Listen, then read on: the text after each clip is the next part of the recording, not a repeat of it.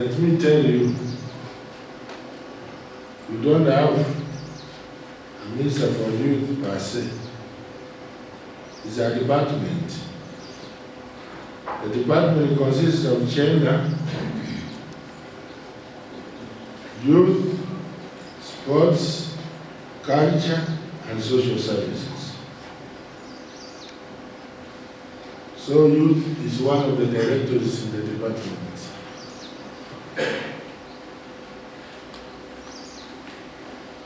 I'm trying to see how to address this issue of youth,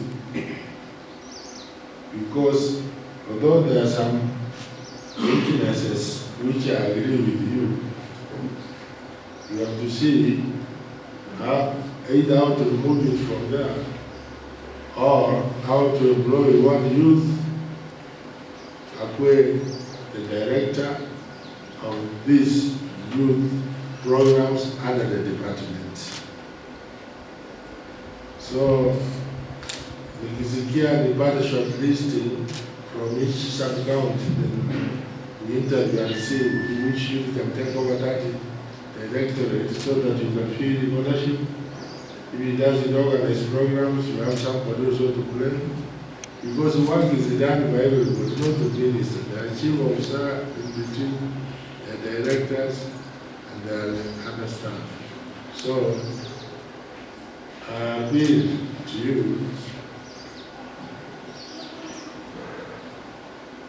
to be a bit patient, because this minister has been able to spearhead in 2 years.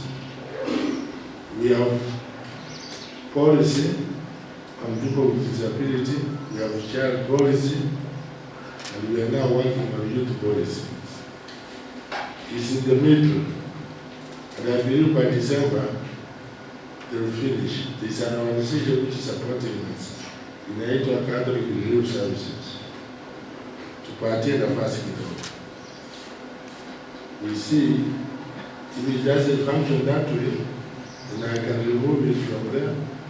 I put that a director in that department or in my office, so that the youth whom we identify will be supporting that youth department under particular structure in the office or in another department, or still in the same department but with a youth acting, so that you don't have to blame somebody else. You can also blame your own if it doesn't function.